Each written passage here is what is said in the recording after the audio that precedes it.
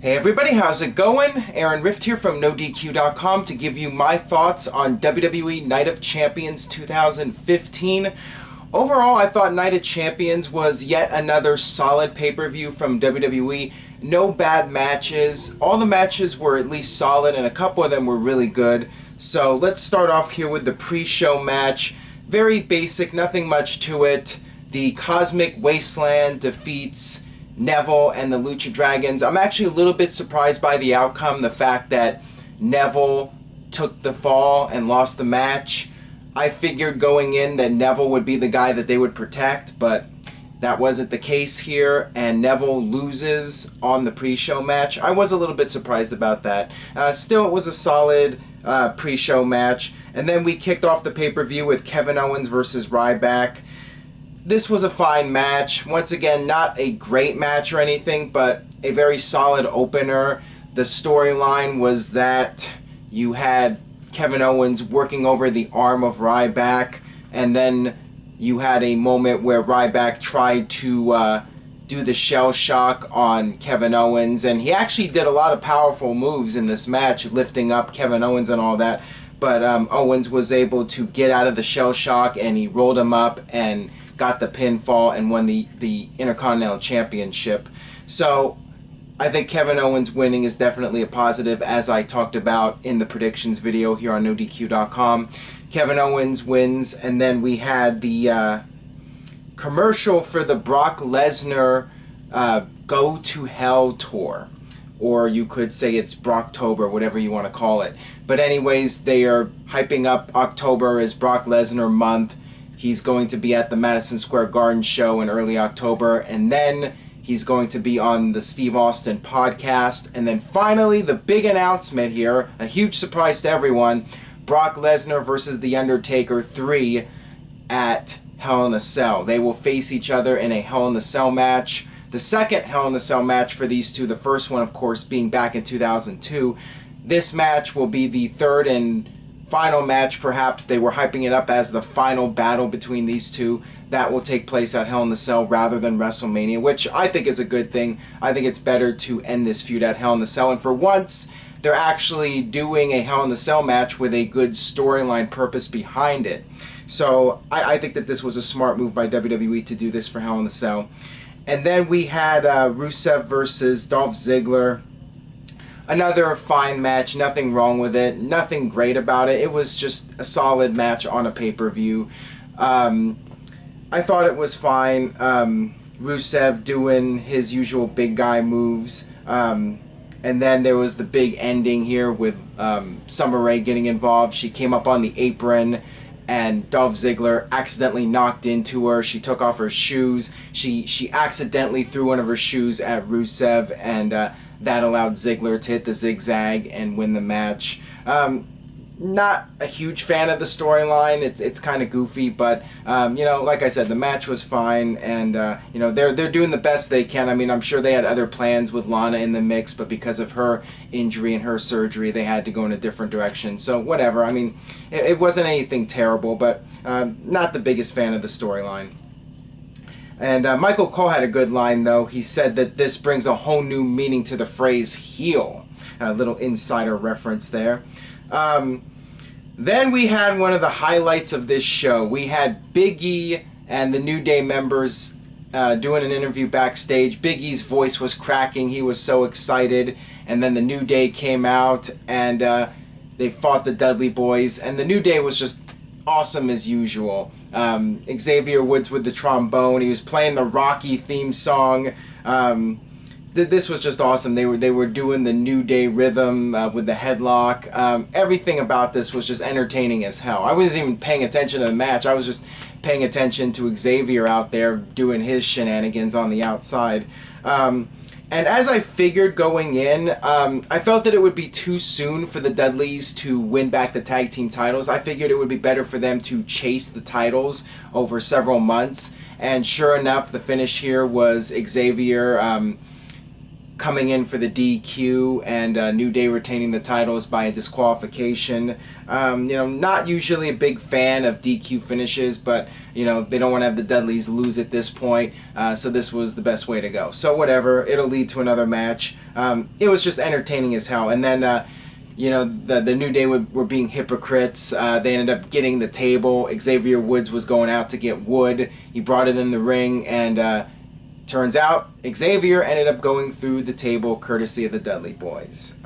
He did play the Final Fantasy theme song on the trombone before this happened, which was awesome. And JBL actually had a good line. He said, "This was the day the music died." JBL was actually, I just wanted to make note of this, I actually thought he did a better job on commentary than in recent months. He wasn't nearly as annoying as usual, and he did have a few good lines on the show. And so did Michael Cole. I mean, the announcers were better than usual, I thought. And then we had the Divas title match. Nikki Bella, who just broke AJ Lee's record against Charlotte. This was a good match. I enjoyed it. Not at the level of the NXT title matches, but one of the better WWE main roster Divas matches in a long time. One of the better ones in recent memory. And the story of this match, Nikki was working over Charlotte's knee, and then Charlotte made a brief comeback. She hit a spear on Nikki as she was coming off the top rope. Didn't look all that great, but it was good enough. And then Charlotte put on the figure eight despite having the bad knee, and was able to get Nikki to tap out. And the best thing about this was actually the post-match celebration. They actually gave her a good amount of time to celebrate. Ric Flair came out, and of course Ric Flair in tears. He was crying. This was great. I like the fact that they did this post-match celebration. Made the title win seem more important and more epic. So I was happy about that. And then we had the six-man tag team match, Wyatt family versus Dean Ambrose, Roman Reigns, and some random fan. That's right, a fan actually jumped the barricade yet again. This is like the fourth or fifth time now in several months that a fan has gotten involved at some WWE event. A fan who was dressed up like a Shield member got in the ring, and security had to remove him. And Bray Wyatt was just given this look like, "That's your guy's partner?" So that was funny. And then, of course, the real partner was Chris Jericho.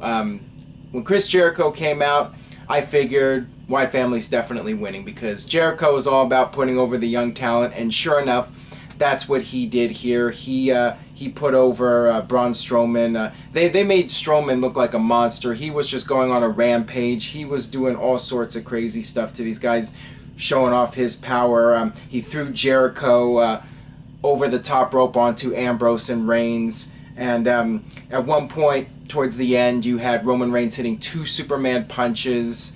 And then Jericho did the Lion Salt. And Strowman not only kicked out, he powered out. And then Strowman put Jericho in the hold. And Jericho ended up passing out from the pain.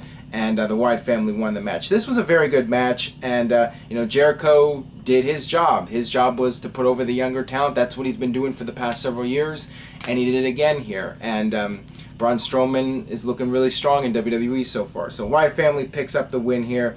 There was a moment with the 3 guys, Ambrose, Reigns, and Jericho in the ring, and Jericho seemed pissed off about losing, and he just walked out. So we'll see if this plays into a future storyline. Time will tell on that. And then we had the 2 main event matches. First off, Seth Rollins defending the U.S. title against John Cena. Really good match. I really enjoyed this match a lot. They didn't do a lot of near falls like we've seen in recent John Cena matches, but lots of really cool stuff in this one. Rollins was doing all sorts of innovative offense. He was doing the flying dives.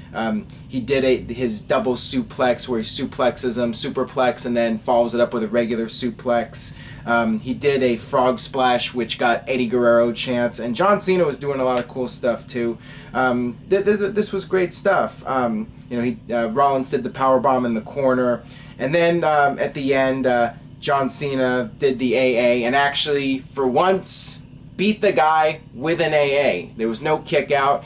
Cena regained the U.S. title. And then Seth Rollins tried to leave, but John Cena stopped him. John Cena gives him the AA on the floor and then throws him back in the ring. And this leads up to the final match, Sting versus Seth Rollins. Rollins was taking lots of bumps here for Sting. Sting back body dropped Rollins over the top rope, and Rollins just went flying over the top. And they did a lot of outside brawling, and then they got on the announce tables, and Rollins pushed Sting. They were on top of the American announce table, and Rollins pushed Sting off through the other table, and it looked like Sting hit his head on the monitor. They kept going after this. Sting flew off the top rope. At one point, Rollins was on the top, and Sting pushed Rollins off down onto the barricades, and once again, Rollins just jumps up and takes this crazy flying bump to the outside. And then towards the end of the match, you had Rollins hit not one but two of those power bombs onto Sting in the corner, and the second one may have legitimately hurt Sting. And stay tuned to NoDQ.com if there's any updates on that. We'll have it. Sting, right after this happened, just collapsed. He ran the ropes and he just fell down on the ground and collapsed. They had the trainer come out. The referee was checking on him. Sting really went all out in this match, and for a 56-year-old man, I mean, this was probably the best match you could ask for with Sting and Rollins. But he looked really worn out, and for the finish, you had Rollins trying to hit the pedigree. Sting reversed it, tried to hit the or put on the Scorpion Deathlock, I should say, but then Rollins countered it into a pinfall and retained the title. So Sting is, I guess you can say, 2-2 in WWE now. He lost at WrestleMania. He won the 2 matches on Raw, which I was very suspicious about. I figured, okay, the fact that he's winning 2 matches means, in WWE's eyes, they can have him lose at the pay-per-view, so he's 2-2 instead of 0-2. And sure enough, that's exactly what happened here. Sting lost. Not a big fan of it because John Cena had already beaten Seth Rollins, and surely Sting should have been able to pick up the scraps here, but it wasn't to be. And I mean, yeah, he is 56 years old. So no feel-good moment with Sting winning the title. It is what it is. And then after the match, you had Sheamus come out to try and cash in Money in the Bank, which they were teasing throughout the show, so I figured at least he would come out and attempt it. And he did come out, and it looked like he was going to cash it in, and then Kane comes out, back with the mask, and he chokeslams Rollins, and Sheamus is all happy, but then Kane chokeslams Sheamus, and then follows up with a Tombstone Piledriver onto Seth Rollins, and that ends the show. Kane is back with the mask as a babyface to feud with Seth Rollins now, so this was fine. I mean, makes sense that that's what they were building up for several months, the idea of Kane and Seth Rollins having a feud, and it looks like that'll be the title match at Hell in a Cell. So there you have it for my thoughts. Overall, I thought it was a very solid show. I would give it a solid B. If I had to give it on a scale from 1 to 10, I think I would give it a 7, 7.5, maybe an 8. It was a very good show. Mixed feelings about Sting losing. But like I said, nothing bad on this show. All the matches were at least solid, and Sting and Rollins I thought was as good as they could have possibly done. And Cena and Rollins was great. And the New Day was awesome. So, was a very enjoyable show. I felt it also moved very quickly. The pacing was good. Didn't really have any slow spots, any moments that really dragged. So to me, that's a positive as well. So there you have it for my thoughts. Leave a comment. Let me know what you thought about the show. Thumbs up, thumbs down, thumbs middle. Leave your thoughts on the NoDQ YouTube channel. And stay tuned to NoDQ.com where I have the latest regarding Night of Champions and Sting's condition and what's going to happen leading into Hell in a Cell in the month of October. Thanks for watching, guys.